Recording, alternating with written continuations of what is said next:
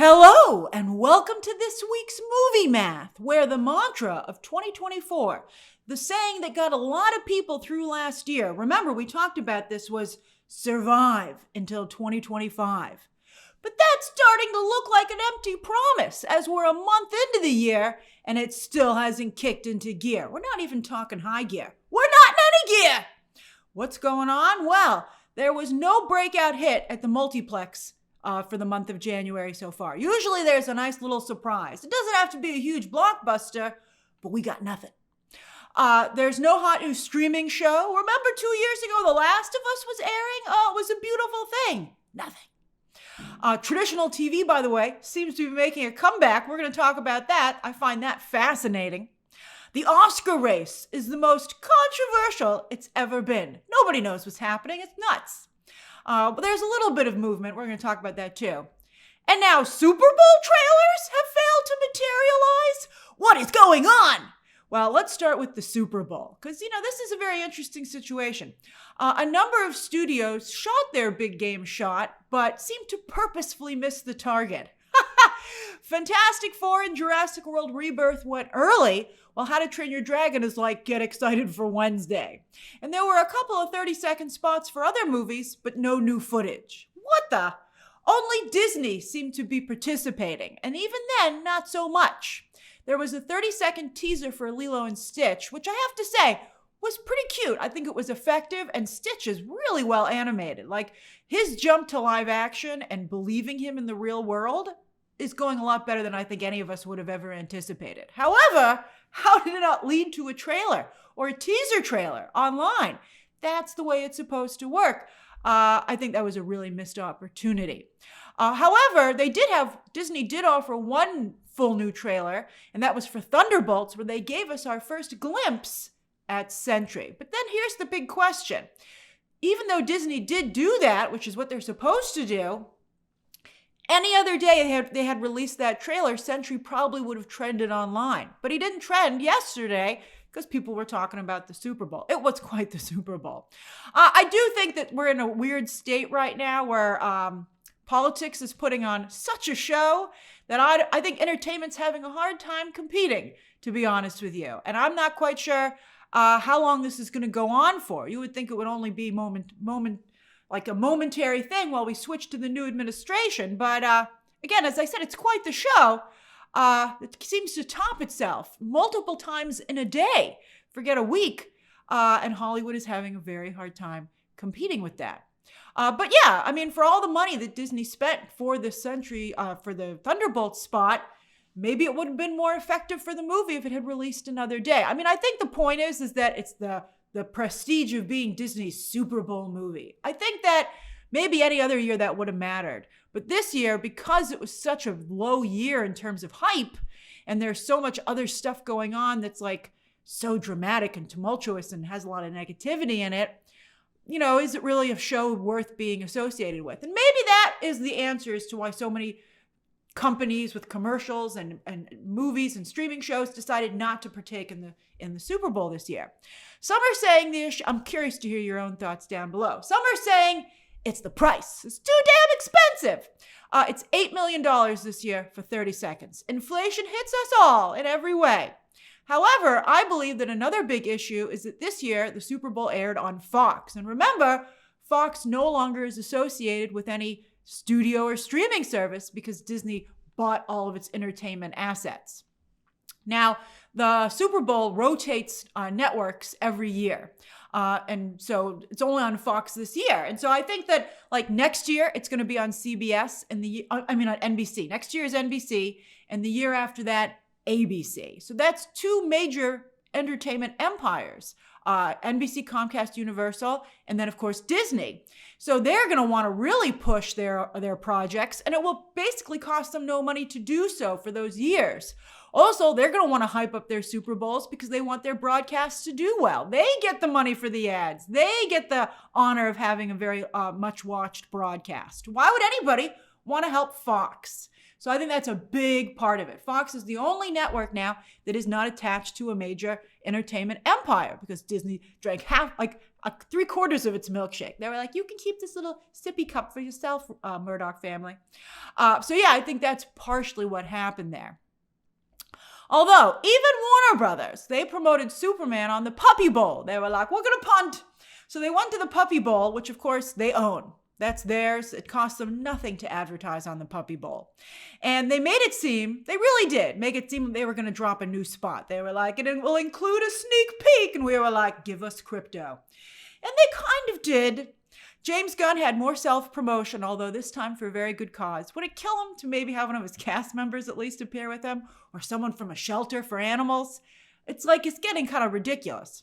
Very cute new Krypto merch. That was adorable. And epic trolling with Guy Gardner's bowl haircut spotlighted. Get it? Super Bowl, bowl haircut? Are you kidding me? A lot of people were not amused.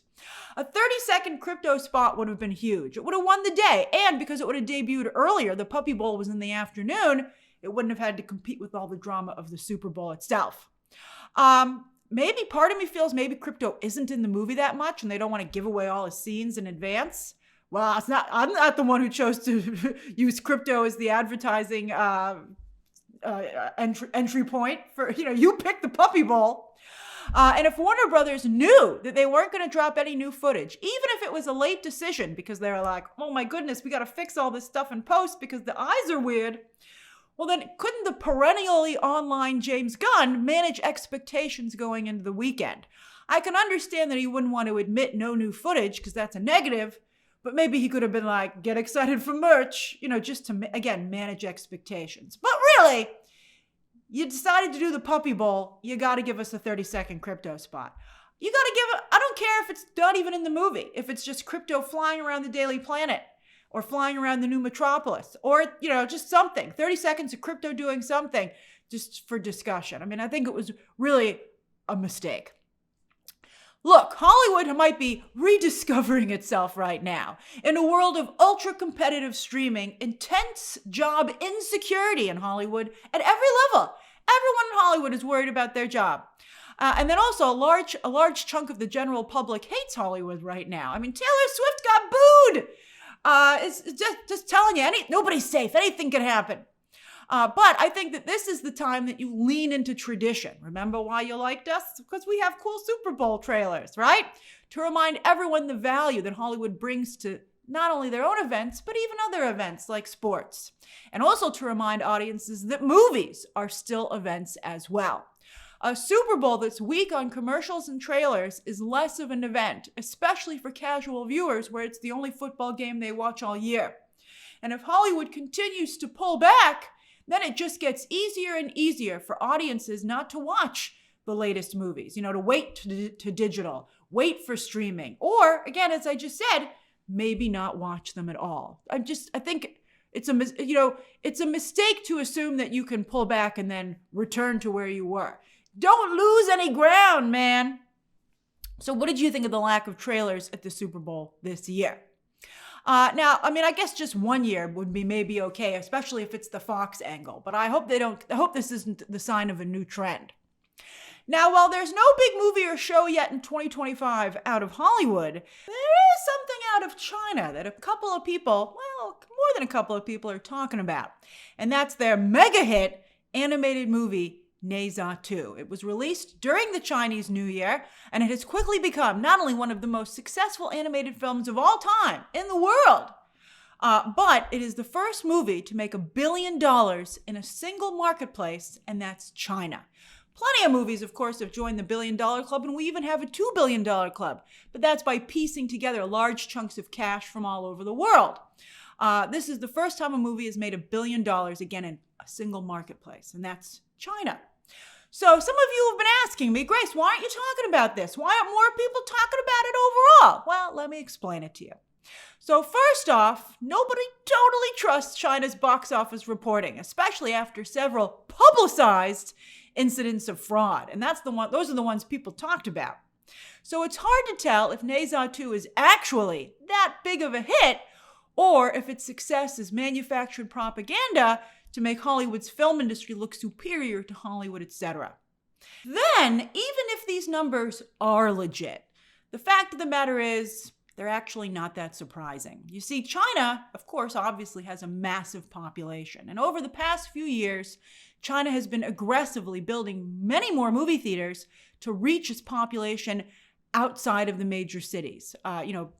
Prior to that, the movie theaters were all largely, again, in cities and in that area. And they've been reaching out to the China's equivalent of the suburbs or even rural areas where, in fact, a large number of people live to get them to go to the movies. And what do you know? It worked. It worked.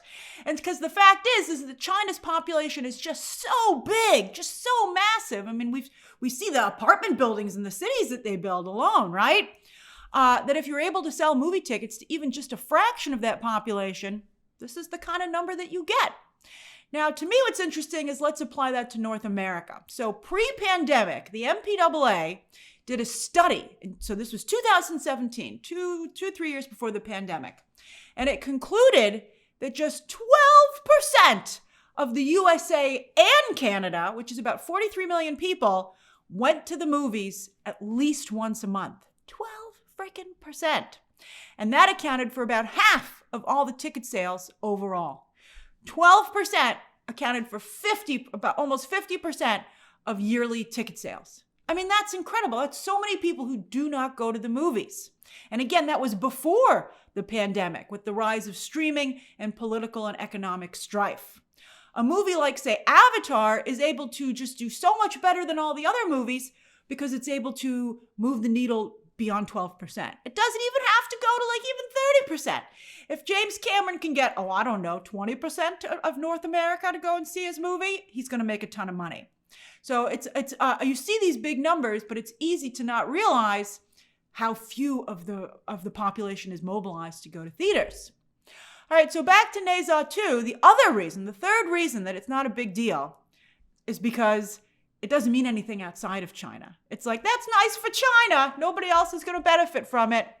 China has very much become a closed movie marketplace. They're letting less outside films in. And even when they do let films in these days, they don't do as well for some reason. It's a little suspicious. But yeah, so they don't do as well. And also, they don't export their movies, really. They don't really have an interest in export. I mean, I guess they don't need to. They made $1 billion right there. Did they? Who knows? Whatever's going on over there it just involves them. That's the issue. Like, Ne Zha 2 isn't going to ride this huge wave of success to benefit other countries. When there's a big hit in America, all the other countries get excited because they're like, oh boy, not only do we get to see it and enjoy it, but it's going to help us. It's going to help the distributors, our local distributors who will distribute that movie and get part of the profits of the ticket. It'll help our local movie theaters and all the businesses that rely on you going to your local multiplex. None of that's going to happen. So it's like, yeah, that's nice for you, China, but okay, good luck. But I'm glad you enjoy that movie so much. But to me, I think the real takeaway here is activating more moviegoers in a country. And we'll see if North American movie theaters plan to upgrade their theaters, which they recently announced, is effective. They're going to add more premium screens. They're just going to make them nicer. Maybe, clean them once in a while. And then also, you might have heard that just the other day, AMC A-List decided to up its price a little bit. However, they're increasing the movies that you can see a week to 4. Now, that might seem like, why would anyone want to see? Why does it make a difference if you can see 3 to 4 movies a week? Well, as any AMC A-List member knows, it's because the real thing is you can only hold 3 reservations at a time. And movie tickets often go on sale months in advance. So you can be totally booked up, and therefore you're like, I can't go to the movies because I'm holding tickets for upcoming shows, particularly if you don't know when you're going to go. Hardcore movie fans who subscribe to something like AMC A-List will sometimes hold 1 or 2 ticket sets for a single film. So now you can have basically 4 reservations. That's a very big deal. And they're launching this right before the crowded summer movie season. Right now, you got reservations to spare. Also, they're lowering the age of participation from 16 to 13 so that more families can take advantage of the subscription service. And again, we'll see if that helps mobilize more people to see movies in North America. How often do you go to the movies, like to the actual theater? And, why or why not? And what would it take to get you to go more often? All right, for instance, are you planning to see Captain America 4 this weekend in theaters? It's going to be a huge 4-day weekend, starting with Valentine's Day and ending with President's Day. Disney isn't taking any chances with this one, though, and they're echoing Moana 2's last-minute review embargo. Captain America 4's review embargo lifts on Wednesday, and that's only because the movie is opening in some overseas markets on Wednesday. If that wasn't the case, believe me, I bet you the review embargo would lift Thursday morning, right before the movie goes to theaters in North America, which is still Hollywood's biggest market.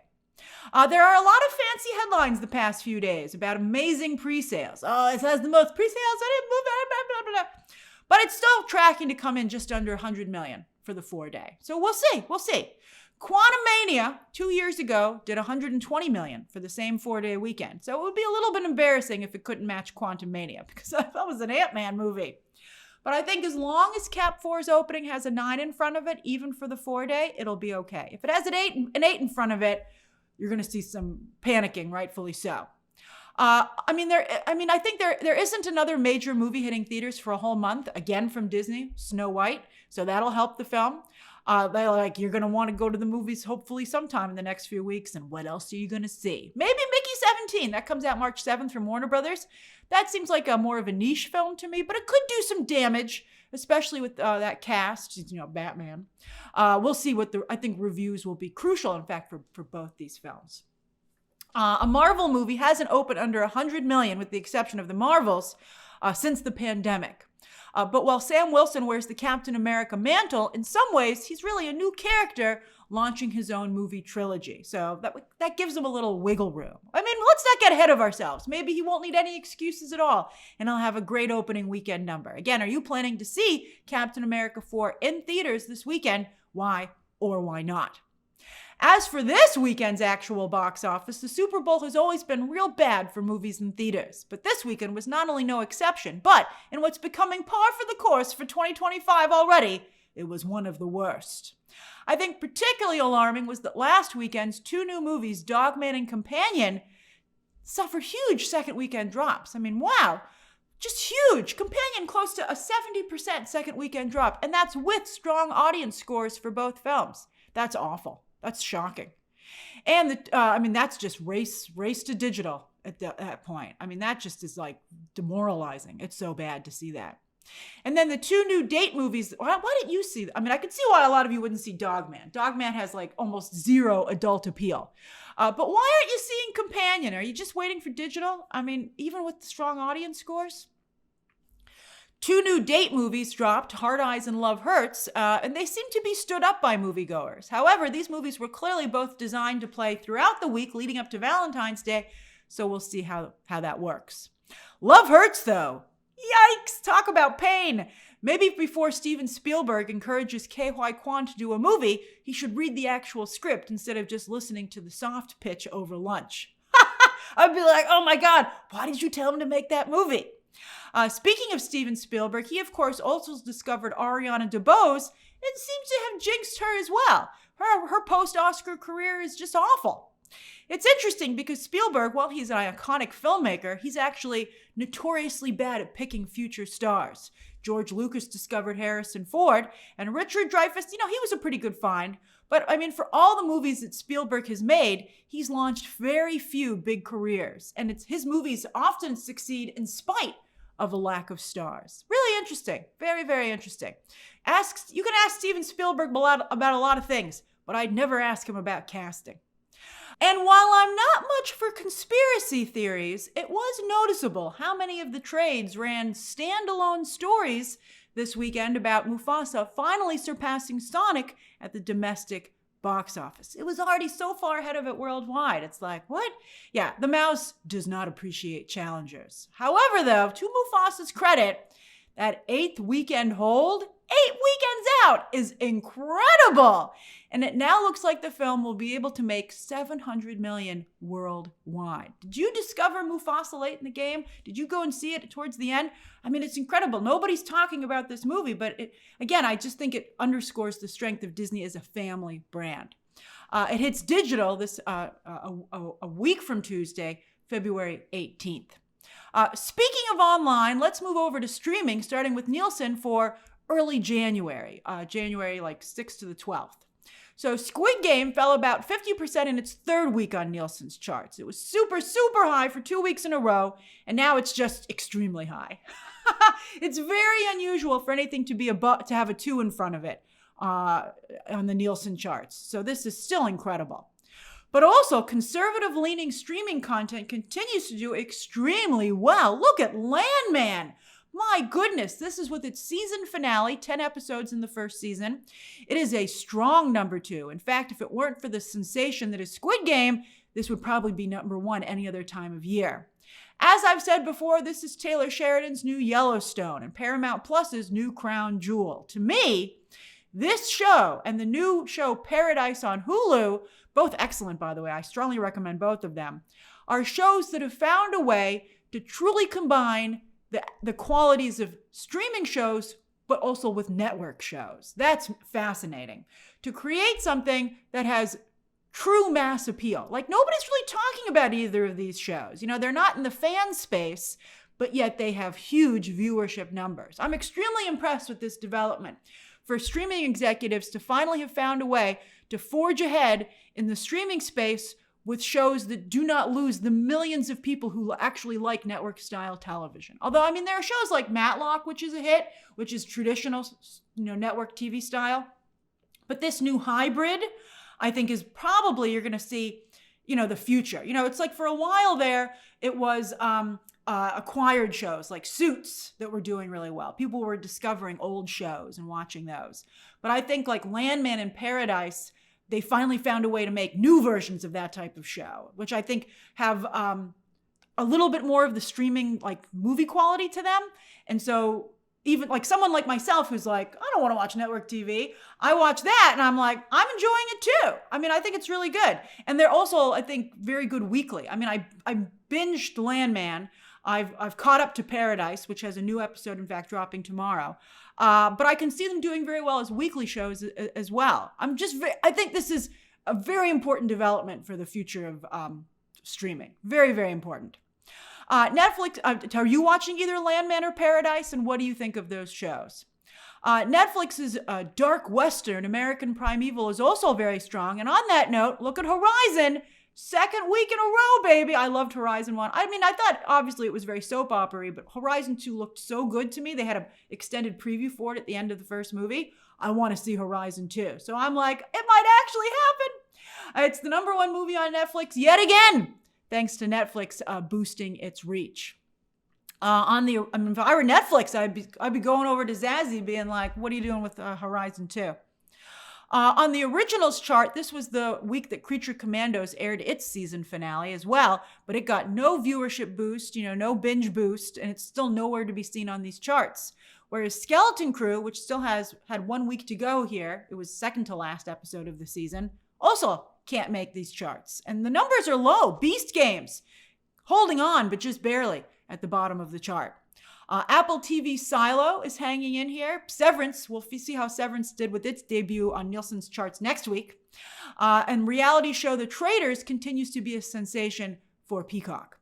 Over on Netflix, one has to wonder why The Night Agent and The Recruits season 2s were launched back to back, because surely they're cannibalizing each other's viewership. But wow, look how low the new WWE content has sunk, even lower than last week. It's a weekly show, and we discussed that, but why is its viewership at least not staying consistent? Are you watching WWE on Netflix? And did you watch it before when it was on, it was broadcast? What do you think of the change, and is it affecting your viewership at all? With movies, Back in Action is still on top for the third week in a row, which is impressive, although it surely helps that Netflix is not releasing any other original movies. There was a time when they promised a new original movie a week, but they haven't been doing that for a bit.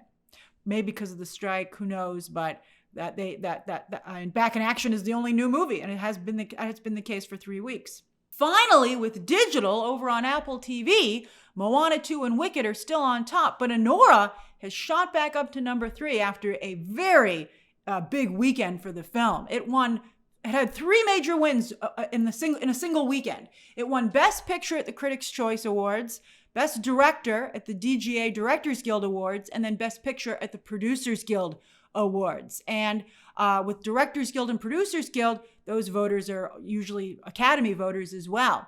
So it's now, Nora is now the new frontrunner to win Best Picture at the Oscars next month after the Amelia Perez scandal. And I'm curious how you feel about this new frontrunner.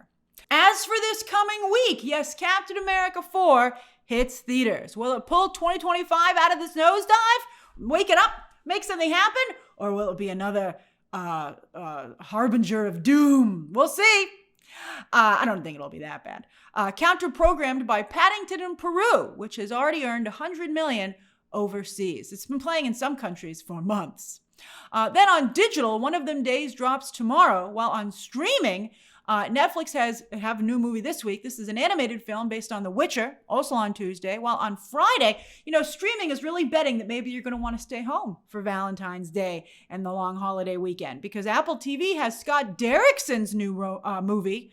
Scott Derrickson, of course, did Doctor Strange, then got kicked off of Doctor Strange, and went on to do The Black Phone. So he's a pretty big name still. He's doing an apocalyptic action romance with Miles Teller and Anya Taylor-Joy, which Apple TV has not advertised at all. And then also Peacock has the new Bridget Jones movie. They are not messing around. And even Max has the debut of Waitress, the musical, recorded on Broadway with Sarah Bareilles, returning to the cast. As for shows, Cobra Kai drops its final episodes on Thursday. Then, of course, some of the characters will return for the upcoming movie this summer, but this is the end of the show. While on Friday, Love is Blind, another hot reality show on streaming, starts up again on Netflix. Yellow Jackets starts season 3 on Paramount Plus. And then Saturday Night Live, it's a big weekend for Saturday Night Live next weekend, taking advantage of the holiday weekend. They have their big 50th anniversary special on Sunday. We'll talk about that again on Next Movie Math. But on Friday, they have an anniversary concert, which is going to be at Radio City Music Hall, hosted by Jimmy Fallon, with an all-star lineup, including Lady Gaga, Bad Bunny, Backstreet Boys, and more. And they'll be live streaming that on Peacock, so you might be interested in that. And that's this week's Movie Math. What have you been watching? What do you plan to watch? And what are your viewing plans for the Valentine's Day, President's Day long weekend? Or if you're in another country, just Valentine's Day weekend. Share your thoughts down below, subscribe today, and of course, as always, you can check out some more videos right now.